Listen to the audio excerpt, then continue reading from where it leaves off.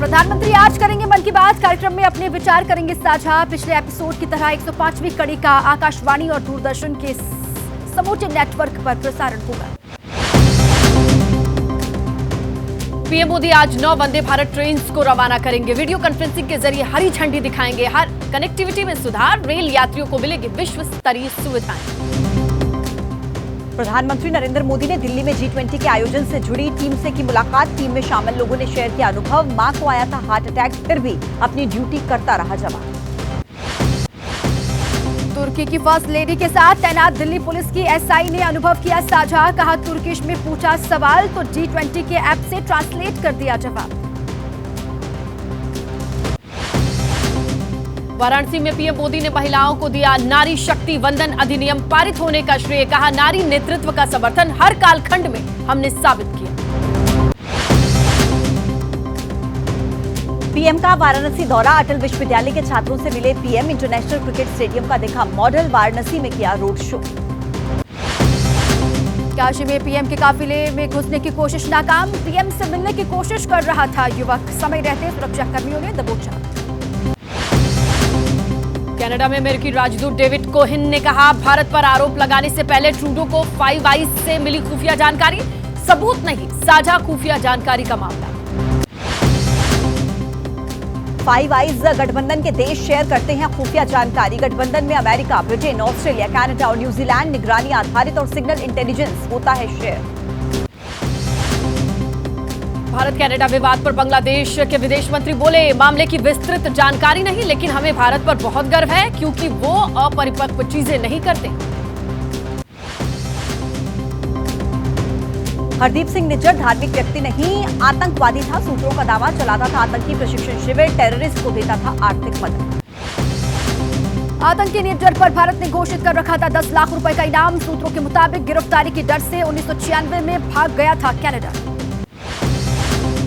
Canada में drug तस्करी, जबरन वसूली करता था निज्जर। सूत्रों के मुताबिक भारत पर हमले के लिए कनाडा, ब्रिटिश कोलंबिया में चलाता था आतंकी प्रशिक्षण शिविर। कनाडा में निज्जर एक और प्रतिबंधित आतंकी संगठन SFJ का था मुखिया। सूत्रों का दावा कनाडा में हिंसक भारत विरोधी प्रदर्शन बुलाया, भारतीय राजनयिकों को दी थी धमकी। 2012 में पाकिस्तान गया था निज्जर। सूत्रों के मुताबिक आतंकी संगठन के मुखिया जगतार सिंह तारा से की मुलाकात। तारा ने निज्जर को मुहैया कराई हथियार और दी ट्रेनिंग। न्यूयॉर्क में विदेश मंत्री एस जयशंकर ने कई देशों के विदेश मंत्रियों के साथ द्विपक्षीय बैठक की। साइप्रस सहित कई देशों के साथ अहम मुद्दों पर चर्चा। आतंकी गुरपतवंत सिंह पन्नू की चंडीगढ़ और अमृतसर में संपत्तियां जब्त। एनआईए ने की कार्रवाई। 2019 से ही सुरक्षा एजेंसियों के रडार पर है पन्नू। आतंकी गुरपतवंत सिंह पन्नू का वीडियो। अरदास के समय बिना सर ढके पन्नू के सुरक्षाकर्मी। वीडियो से जुड़े सवाल का जवाब देने से बचे एसजीपीसी अध्यक्ष। पंजाब बीजेपी अध्यक्ष सुनील जाखड़ की विदेश मंत्री एस जयशंकर को चिट्ठी। कहा ट्रूडो ने अपने घरेलू राजनीतिक हितों को साधने के लिए भारत पर लगाए बेतुके दुर्भावनापूर्ण आरोप। कनाडा और भारत के बीच विवाद से पंजाब में कई लोग परेशान। कई परिवारों के बच्चे कनाडा में कर रहे हैं पढ़ाई। छात्रों को लेकर परिजनों ने चिंता जाहिर की। बीजेपी सांसद रमेश बिधूड़ी के अपशब्द इस्तेमाल करने का मामला। बीजेपी सांसद निशिकांत दुबे की मांग। दानिश अली के अशोभनीय आचरण की भी जांच हो। बीएसपी सांसद दानिश अली का एक्स पर पोस्ट। बीजेपी के कुछ नेता कह रहे हैं मैंने बिधूड़ी को भड़काया, जबकि मैंने पीएम के लिए इस्तेमाल आपत्तिजनक शब्दों को हटाने की मांग की थी। बीजेपी नेता अमित मालवीय का ट्विटर पर पोस्ट। दानिश अली ने की थी निचले स्तर की टिप्पणी। जवाब में बोले थे बीजेपी के सांसद बिधूड़ी मोदी जी को गाली देने वालों को सिर पर बैठाता है गांधी परिवार। बीजेपी सांसद बृजभूषण शरण सिंह का बयान। रमेश बिधूड़ी ने अगर गलत किया तो स्पीकर उन्हें कानूनी सजा देंगे। लोकसभा में बिना मतलब बोलने वाले का नाम दानिश अली। यूपी के डिप्टी सीएम केशव प्रसाद मौर्य ने शामली में कहा कि सांसद बिधूड़ी को सदन में ऐसी बातें नहीं करनी चाहिए। खेद प्रकट कर चुके हैं। पार्टी ने नोटिस भी जारी किया है। बिधूड़ी मामले पर जमीयत उलेमा-ए हिंद अध्यक्ष मौलाना अरशद मदनी का बयान। ये मुसलमानों के प्रति नफरत की इंतहा। मुसलमानों के निर्वाचित प्रतिनिधि संसद में भी सुरक्षित नहीं। रमेश बिधूड़ी के बिगड़े बोल पर एसपी सांसद एसटी हसन का बयान। मुस्लिमों को लाचार दिखाना चाहती है बीजेपी। उनका जो नेता मुस्लिमों को ज्यादा गाली देगा वो उतना बड़ा बीजेपी नेता बनेगा। कांग्रेस नेता नसीम खान का लोकसभा स्पीकर को पत्र। बीजेपी सांसद रमेश बिधूड़ी को तत्काल निलंबित करने की मांग। पूछा, लोकसभा स्पीकर क्यों है चुप? रमेश बिधूड़ी मामले पर कांग्रेस के नेता सलमान खुर्शीद ने किया दावा। बीजेपी मामले को रफा दफा करने के लिए करेगी कार्रवाई। ये उजागर हुआ कि भाजपा सरकार की कथनी करनी में क्या है अंतर। कांग्रेस सांसद इमरान प्रतापगढ़ी ने कहा, हमने अधीर रंजन चौधरी और संजय सिंह को मामूली बात पर सस्पेंड होते देखा, लेकिन संसद में गाली दी गई और बीजेपी ने भी कोई कार्रवाई नहीं की। हरियाणा के पूर्व मुख्यमंत्री भूपेंद्र सिंह हुड्डा की मांग। रमेश बिधूड़ी पर कार्रवाई हो, मामला प्रिविलेज कमेटी में आए। अगर नहीं हुआ तो कोई भी उठकर कुछ भी बोल देगा। कांग्रेस नेता सुप्रिया श्रीनेत का निशाना। कहा कि जेपी नड्डा पैथेटिक पार्टी के पैथेटिक नेता कार्रवाई नहीं कर सकते तो पीएम के आने पर जैसे ड्रम बजवाते हैं वैसे ड्रम की बजवाते हैं। हैदराबाद में मजलिस बचाओ तहरीक ने की अपील। दानिश अली का अपमान होने के विरोध में सभी मुस्लिम सांसद संसद से दे इस्तीफा। सपा नेता हाजी जमीरुल्लाह का यूपी के अलीगढ़ में बयान। मुस्लिम रिएक्ट ना करे, धैर्य के साथ घर बैठे चुपचाप वोट डाले, वरना बहुत कुछ देखना बाकी।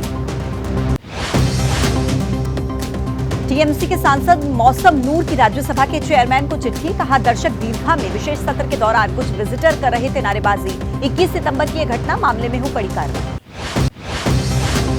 उदयभान के पीएम मोदी और सीएम खट्टर पर बयान पर विवाद। कांग्रेस नेता ने पूछा, मैंने क्या गलत कहा? क्या मैंने किसी को गाली दी? अगर गलत कहा तो कोर्ट जाइए। हरियाणा के सीएम खट्टर का एक्स पर पोस्ट। परिवारवाद में डूबी पार्टी, परिवारवाद की मानसिकता के गुलाम नहीं समझेंगे। पीएम 140 करोड़ के लोगों को, मैं हरियाणा के 3 करोड़ के लोगों को परिवार मानता। हरियाणा कांग्रेस अध्यक्ष उदयभान के बयान पर बोली, शिवसेना उद्धव गुट की सांसद प्रियंका चतुर्वेदी, किसी के भी निजी जीवन पर टिप्पणी करने का किसी को कोई अधिकार नहीं। झज्जर में हरियाणा बीजेपी अध्यक्ष ओम प्रकाश धनखड़ का कांग्रेस पर निशाना। का उदयभान के बयान पर कांग्रेस हाईकमान माफी मांगी। उदयभान के बयान की हरियाणा के मंत्री कंवरपाल गुर्जर ने की निंदा। कहा, इनका दिमाग केवल अपने तक, अपने परिवार तक और भ्रष्टाचार तक सीमित है। कांग्रेस का यही कल्चर नहीं था। हरियाणा कांग्रेस के अध्यक्ष के बयान पर रविशंकर प्रसाद ने पूछा कि ऐसे लोगों पर कांग्रेस ने क्या कार्रवाई की? अगर हमारे सांसद ने कुछ गलत कहा तो बीजेपी ने कार्रवाई की। जयपुर में राहुल गांधी का पीएम मोदी पर निशाना। कहा, पीएम 90 अफसरों के साथ चलाते हैं देश। इनमें केवल 3 अफसर ओबीसी के हैं। इन तीनों अफसरों के पास कोई पावर नहीं। राहुल गांधी ने पूछा, जातिगत जनगणना से क्यों डरते हैं प्रधानमंत्री? ओबीसी को भागीदारी देने का काम बिना जातिगत जनगणना के संभव नहीं। पीएम को आंकड़े देश के सामने रखने चाहिए। जयपुर में राहुल गांधी ने महिला आरक्षण को लेकर दावा किया। कहा कि आज ही महिलाओं को दिया जा सकता है आरक्षण, लेकिन केंद्र सरकार परिसीमन नई जनगणना का बहाना बनाकर टाल रही है। कांग्रेस नेता इमरान प्रतापगढ़ी ने महिला आरक्षण पर कहा, हमने बिल को तुरंत लागू करने के लिए कहा था। अगर तुरंत लागू नहीं करना था तो संसद की विशेष सत्र की क्या आवश्यकता थी? पटना में बोले बीजेपी नेता रविशंकर प्रसाद, कांग्रेस का इरादा अभी कभी महिलाओं को आरक्षण देने का नहीं रहा, क्योंकि वहां परिवार आगे आ जाता है। महिला आरक्षण बिल में ओबीसी कोटे को लेकर बीजेपी में विरोध के सुर। भोपाल में बुलाई बैठक में उमा भारती ने कहा, बिना ओबीसी कोटे के महिला आरक्षण लागू नहीं होने देंगे। बीजेपी की वरिष्ठ नेता उमा भारती ने ओबीसी महिलाओं की बैठक में कहा, मेरी नजर मुख्यमंत्री की कुर्सी पर नहीं, मुझे ओबीसी नेता, ओबीसी लोगों की दुर्दशा देखकर दुख होता है। महिला आरक्षण बिल के मुताबिक अभी टिकट देने को लेकर सवाल। एमपी के मुख्यमंत्री शिवराज सिंह ने कहा कि जब बिल लागू होगा तो हम भी आरक्षण से बांटेंगे टिकट। राजस्थान के मुख्यमंत्री अशोक गहलोत का दावा। जयपुर में कहा कि सरकार के खिलाफ कोई लहर नहीं, बेमिसाल काम किया, उपलब्धियों की वजह से राजस्थान की पूरे देश में चर्चा। केंद्रीय जल शक्ति मंत्री गजेंद्र सिंह शेखावत का गहलोत सरकार पर निशाना। कहा, राजस्थान में केंद्र की योजना पर नहीं हुआ काम। स्वच्छ राज्य ओडीएफ मॉडल अपनाने वालों राज्यों में राजस्थान नहीं शामिल। शिवराज ने एमपी में बड़ी जीत का किया दावा। कहा, 2018 में ज्यादा वोट पाकर भी पिछड़ गए थे। एमपी के सीएम का कमलनाथ पर निशाना। कहा, वोट के लिए बन जाते हैं ढोंगी बाबा। बीजेपी नेता कैलाश विजयवर्गीय ने इंदौर में कहा कि राहुल गांधी की कई बार लॉन्चिंग हो चुकी है। राहुल कुली बन सकते हैं लेकिन देश के प्रधानमंत्री नहीं। एमपी कांग्रेस अध्यक्ष कमलनाथ का इंदौर में बड़ा बयान, कहा यह विधानसभा चुनाव किसी पार्टी का नहीं, मध्य प्रदेश के भविष्य का चुनाव है। एमपी के खंडवा में बागेश्वर धाम के धीरेन्द्र शास्त्री ने कहा कि भारत हिंदू राष्ट्र हो, सनातन की जागृति हो, इसीलिए आए। रावण के खानदान के हैं, सनातन पर कटाक्ष करने वाले। लखनऊ में एसपी नेता अखिलेश यादव का बयान, इस बार संविधान लोकतंत्र बचाने की बड़ी लड़ाई। सरकार ने पिछले 10 साल में एक भी जिला अस्पताल बनाया हो तो बताएं। पंजाब की आप सरकार ने की अपील, ग्रामीण विकास निधि के मुद्दे को सुलझाए राज्यपाल। गवर्नर हमारी आवाज उठाएं, हमारा पैसा दिलवाएं, पैसा मिला तो याचिका वापस ले लेंगे। पश्चिम बंगाल में दिखी बीजेपी में गुटबाजी, बांकुड़ा में नेताओं और कार्यकर्ताओं का प्रदर्शन, कहा हम पर हुआ हमला लेकिन संसद और केंद्रीय मंत्री सुभाष सरकार ने नहीं दिया साथ। आंध्र प्रदेश में टीडीपी नेता चंद्रबाबू नायडू की गिरफ्तारी के खिलाफ फिर से प्रदर्शन। विशाखापट्टनम में टीडीपी नेताओं ने निकाला कैंडल मार्च, विधानसभा के स्पीकर पर भी आरोप लगाया। कावेरी वाटर शेयरिंग मामले पर कर्नाटक के deputy CM DK Shivakumar ने कहा, राज्य के किसानों के हितों की रक्षा करना हमारा कर्तव्य है, कोई भी कानून अपने हाथ में ना ले। कावेरी मामले पर जेडीएस नेता एचडी कुमारस्वामी का बयान कि हर दिन घटता जा रहा है कावेरी जलाशय का पानी, वाटर रेगुलेटिंग कमेटी के सामने पक्ष रखने में सरकार नाकाम। दिल्ली यूनिवर्सिटी के छात्र संघ की 3 सीटों पर एबीवीपी का कब्जा, तुषार डेढ़ा बने डूसू के अध्यक्ष। एनएसयूआई के अभी दहिया का उपाध्यक्ष पद पर कब्जा।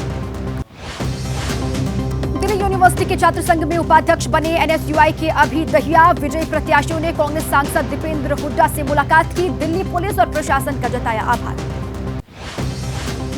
मुंबई में अमित शाह ने किए लाल बाग के राजा के दर्शन, एकनाथ शिंदे, देवेंद्र फडणवीस भी मौजूद रहे, गणपति बप्पा का आशीर्वाद दिया। भुवनेश्वर के एक गणपति पंडाल में पहुंचे केंद्रीय मंत्री धर्मेंद्र प्रधान, पूजा अर्चना करके गणपति का आशीर्वाद लिया। लालबाग के राजा के दर्शन के लिए पुणे से पहुंचे 3 लोग बने आकर्षण का केंद्र। पहना हुआ था कई तोला सोना और चांदी के गहने, सुरक्षा के लिए थे 8 बॉडीगार्ड।